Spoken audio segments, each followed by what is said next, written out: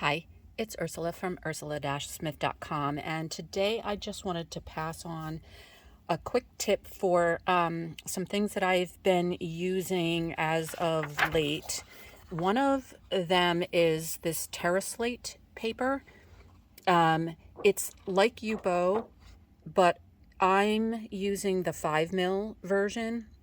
It's a little bit thinner than the normal Yupo that I've used, but it cuts like a dream. So I think I mentioned in another video, I had used another form of Yupo. I know it was like SAA, and I forget what the SAA stands for, but it was super thin. This either seems as thin as that, or maybe in between Yupo and that. So it still can tear if you're too rough with it, but it seems to be pretty stiff, and it cuts even better than Yupo. I'm like so excited. So the other thing that I've been using is these knockoff Cricut mats on my Black Cat cutter.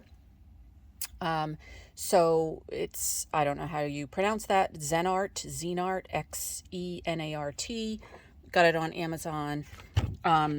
And they're much cheaper than the Cricut and seem to be equally as good. So this one is the light hold, and that's what I've been using. I've kind of been a little nervous about using the normal stickiness one, the green mat. But this, you can see how tiny. So you have to be very, very careful when you're picking things up. And I'm actually downstairs, so I don't think I have my good super skinny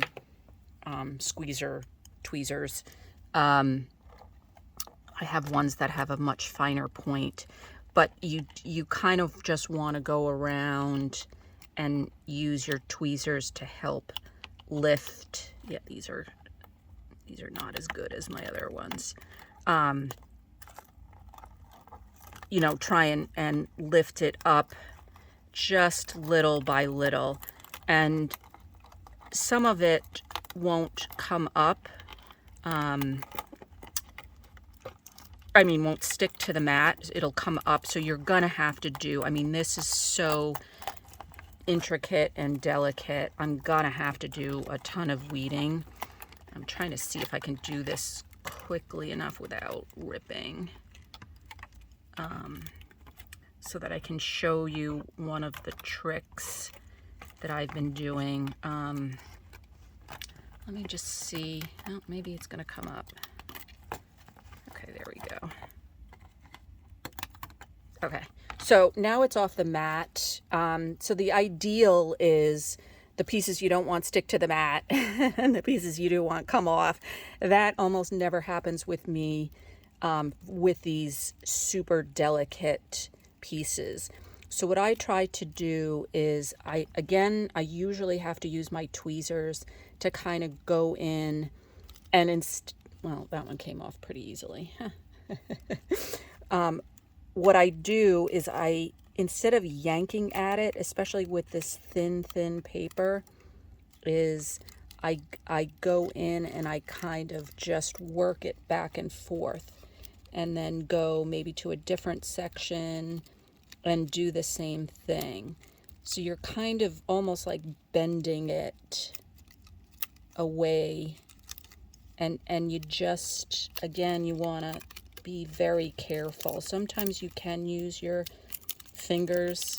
So see what I mean? It seems pretty stiff, which is nice, because then if you just work it back and forth, eventually it will usually come free.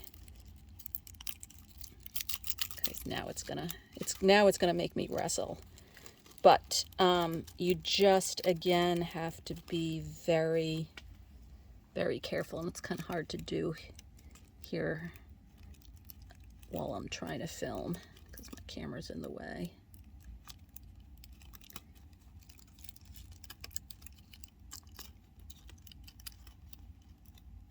Yeah, it is kind of stuck, so there. I think I might have gotten it.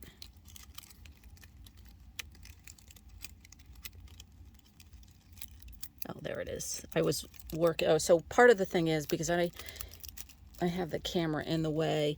You got, when you're working it back and forth, you really kind of want to pay attention to where you're working it. You want to work it right near the cut. I was kind of working it away from the cut. So it's right down in that corner that sometimes if you poke at it, there it goes. There it goes. So again, if you yank at it too hard without it being loose enough, it will pull off your teeny tiny pieces. And I really have teeny tiny pieces. And then the other thing you do want to be careful is, especially me, I'm always doing scrolls and things.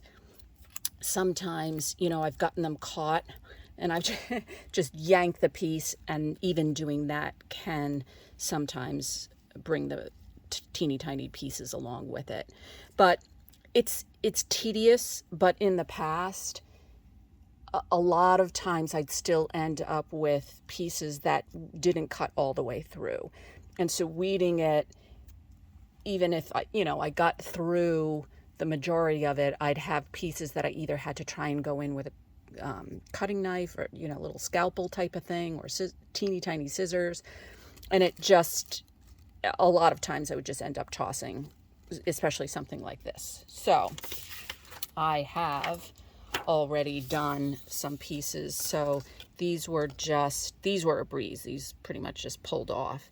So, so this is an A2 size, so you can kind of get an idea for the sizing. So these pulled off no problem. This part was not a problem. The pieces in the middle were, one of them was even smaller than the one that I was just trying to weed. And the other ones were about the same size, maybe a hair larger, about 1.5 inches. So those little teeny tiny fronds, I can't even tell you how big those are. And then so here's this one. I kind of gave up weeding because my design was terrible and there were pieces that weren't connected, like right here.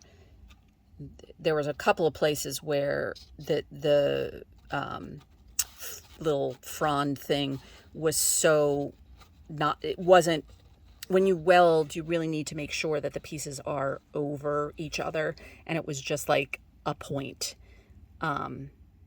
And so, if you're at all trying to move it, it will just come across. So I didn't even finish doing that one. I didn't like that as much. But this was the design that I'm working on now to pull off. And oh my God, just look. So these are about 1.5 inches each one of these pieces, all welded together, to make a size for an A2. And then that's just a different design. This was the part when I said, I was trying to pull something out. It was already disconnected, but it was hooked on one of the curly cues, and I went to yank the whole thing off. So anyway, this paper is awesome, and even better, if you have stuck with me long enough, it is printable. So, and somehow I seem to, oh, there it is. So I have this pumpkin design. This was a design that I worked with my daughter with. And so I did a print and cut on my silhouette and then cut out the pumpkins. So if I want, I can pull them off and bump them up with the dimensional tape. Or that same design I can use. Hi, it's Ursula from Ursula-Smith.com, and today I just wanted to pass on a quick tip for some things that I've been using as of late. One of them is this TerraSlate paper. It's like Yupo, but I'm using the 5mm version. It's a little bit thinner than the normal Yupo that I've used, but it cuts like a dream. So I think I mentioned in another video, I had used another form of Yupo. I know it was like SAA, and I forget what the SAA stands for, but it was super thin. This either seems as thin as that, or maybe in between Yupo and that. So it still can tear if you're too rough with it, but it seems to be pretty stiff, and it cuts even better than Yupo. I'm like so excited. So the other thing that I've been using is these knockoff Cricut mats on my Black Cat cutter. So it's, I don't know how you pronounce that, Xenart, Xenart. Got it on Amazon. And they're much cheaper than the Cricut and seem to be equally as good. So this one is the light hold, and that's what I've been using. I've kind of been a little nervous about using the normal stickiness one, the green mat. But this, you can see how tiny. So you have to be very, very careful when you're picking things up. And I'm actually downstairs, so I don't think I have my good super skinny tweezers. I have ones that have a much finer point, but you kind of just want to go around and use your tweezers to help lift. Yeah, these are not as good as my other ones.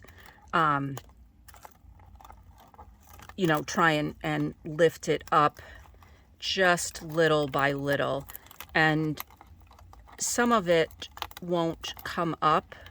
I mean, won't stick to the mat. It'll come up, so you're gonna have to do, I mean, this is so intricate and delicate. I'm gonna have to do a ton of weeding. I'm trying to see if I can do this quickly enough without ripping. So that I can show you one of the tricks that I've been doing. Let me just see. Oh, maybe it's going to come up. Okay, there we go. Okay, so now it's off the mat. So the ideal is the pieces you don't want stick to the mat and the pieces you do want come off. That almost never happens with me with these super delicate pieces. So what I try to do is I usually have to use my tweezers to kind of go in and well, that one came off pretty easily. What I do is instead of yanking at it, especially with this thin paper, is I go in and I kind of just work it back and forth, and then go maybe to a different section and do the same thing. So you're kind of almost like bending it away, and you just, again, you want to be very careful. Sometimes you can use your fingers. So see what I mean? It seems pretty stiff, which is nice, because then if you just work it back and forth, eventually it will usually come free. Okay, now it's gonna make me wrestle. But you just, again, have to be very, very careful, and it's kind of hard to do here while I'm trying to film because my camera's in the way.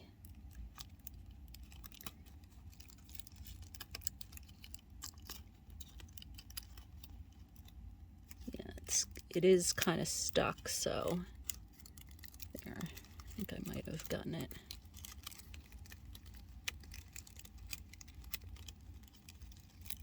Oh, there it is. I was working. Oh, so part of the thing is, because I have the camera in the way, you got, when you're working it back and forth, you really kind of want to pay attention to where you're working it. You want to work it right near the cut.